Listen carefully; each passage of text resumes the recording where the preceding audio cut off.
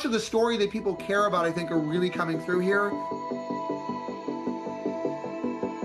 Broadcom shares popping here in overtime. AI revenue up 77% year over year. The stock's up 9.5% so far after being down just over 6% in the regular session. Joining us now is Bernstein senior analyst Stacy Rasgon. He's got an outperform rating, $250 price target on the stock. Stacy, this pop, if it holds tomorrow, would take us back to where we were a week ago when things were perhaps a little kinder out there for semiconductor stocks. How different is this from Marvell, which I know you don't cover? Yeah, no, you bet. So I think the setup here is a little different. Both companies had good results. Even Marvell, relative to consensus, was decent. But I just think buy-side expectations were much higher for Marvell, especially into the first half. People were looking for their AI revenue to ramp more. It's different drivers, though. Marvell, it's on the custom chip side is more Amazon. Broadcom is more Google, and whereas I think with Marvell it was more expected in the first half, for Broadcom it's expected in the second half. So I think expectations were lower. Now, on top of that, Marvell was just sort of in line-ish. Like Broadcom had a pretty decent beat and raise. Gross margins are really good. And importantly, the AI revenues, both in the quarter as well as on the guide, are quite a bit above the street. So I guess you could argue that the non-AI semis are weaker, but maybe that's not a shock. And people certainly care much more about the AI. They did what they do. They did 4.2 or something in the quarter. The street was at 3.7 or 3.8. The guide is for 4.4, again, quite a bit above the street for AI semis. And so the parts of the story that people care about, I think, are really coming through here. And again, given where I think, especially after the pummeling that the stocks had over the last several weeks, expectations were lower going into this. And so you got a bit of a relief rally going on right now. And I should say, even at the 180 that the stock was at, it was almost dead in line with where it was 3 months ago, right before their last earnings. So we got it, we gave it back. Maybe we'll get some of it back again. So, I mean, you talk about AI and non-AI, but I guess the worry for investors might be that even the AI semis have healthy valuations already in an environment where people are worried about tariffs, people are worried about export controls, and just sentiment might be taking a beating. What do you have to say about that? Yeah, and look, so the AI names in general have been weak, as we all know. And some of it, I think, is concerns over sustainability and all this other stuff. All I'd say, investors are worried about peak AI. Like the companies and the customers don't really seem to be worried about it right now. But you've had those issues.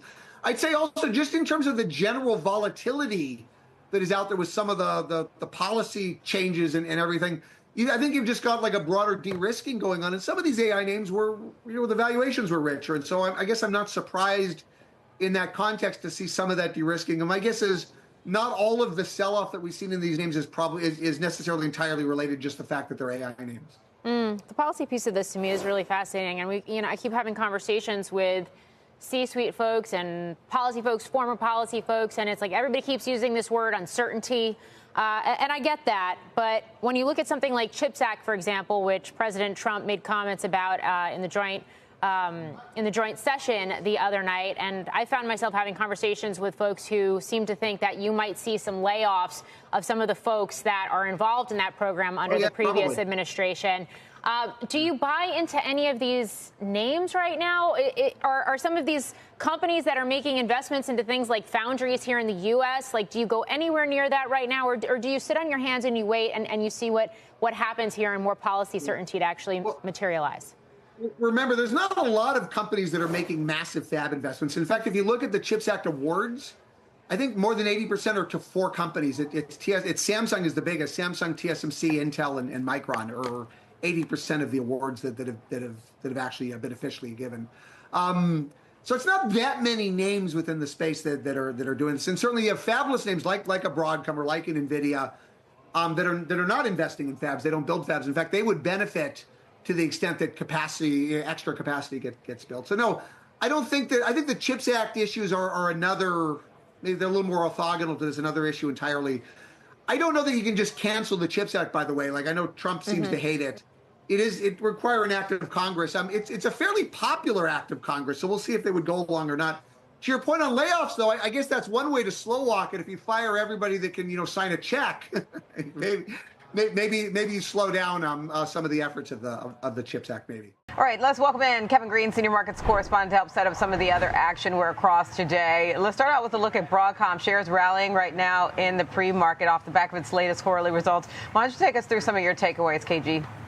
Yeah, well, he obviously reported a really decent quarter here after having a fairly low bar, and we saw that with the price action kind of moving to the downside and hitting that 200-day moving average. But they were able to exceed the street's expectations when it came to the adjusted earnings per share, which came in at $1.60. Street was looking for $1.49, and revenue did top earnings expectations as well at $14.92 billion versus the estimate of $14.61 billion. But it's also the outlook kind of moving forward. The fact that they are continuing to ramp up the AI revenue just in general has been a tailwind for this company. And they did set a very high bar in that last earnings announcement. And some traders and investors were kind of criticizing them because they were trying to guide out till 2027, which is really, really hard to do. But they were able to kind of back this up, at least for this earnings announcement. You did see a nice little pop. Now, they did continue to stress the AI semiconductor growth within their business, but they might be seeing some weakness in other pockets. But the AI growth is really kind of the shining bright spot for them. And it seems like they're doing a phenomenal job here. Counter trend what we saw from Marvell, which a lot of traders kind of compare the two, but they obviously operate in two different segments and two different markets. KG, okay, obviously you can't discount the AI space and the growth story that Broadcom is having, better than expected. But you mentioned pockets of weakness. Where were those pockets of weakness, and how much should investors pay attention to that? Well, the pocket of weakness is really just focusing on the hyperscalers themselves. And the CEO actually did highlight that they're just really focusing on the major players, not up-and-coming startups, not small businesses or mid-sized businesses. So they're really kind of putting all of their chips into these very large companies like a Google in order for them to continue to churn out revenue. And that's where you're going to see some of the implied risk in the future. The next year or 2 years, if you do not see that CapEx spending from a lot of these major players continuing to ramp up or at least keep at these levels, once again, that could have an impact when it comes to their revenue just in general. So that's kind of where you're looking at, is there strength there? Yes, but are you concentrated? That's kind of the weak part. But at the end of the day, once again, we're seeing the shares up higher today. Let's see if it's going to be able to hold throughout the session, which obviously we've seen a lot of volatility in the broader equity market just in general. Yeah, Broadcom up 10% in the pre-market. Good move, solid move there. Not enough to recover all the ground it lost so far this year, especially off the back of that DeepSeek news. But let's take a look at HPE. That is under some serious pressure in the pre-market. Take me through some of your takeaways from its latest quarterly numbers, KG. Yeah, not too good when you're looking at it. Shares are down about 17% in pre-market trading here. Now, they did announce that they are going to be laying off around 2,500 employees to save around $350 million by 2027 here.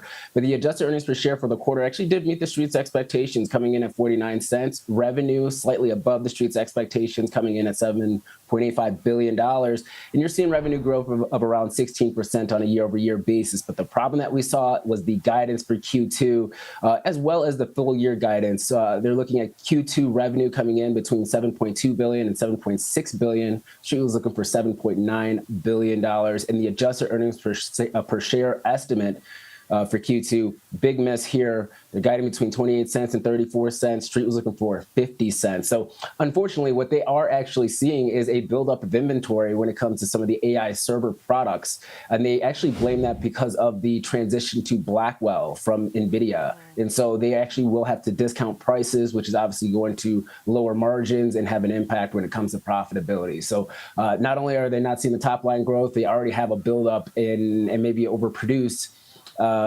in one segment and not able to kind of keep up with this refresh cycle that's a little bit unusual for NVIDIA. NVIDIA usually has a refresh cycle of about 2 years when it comes to the GPU space. You're seeing new announcements about every 9 months right now. That's very hard to keep up with.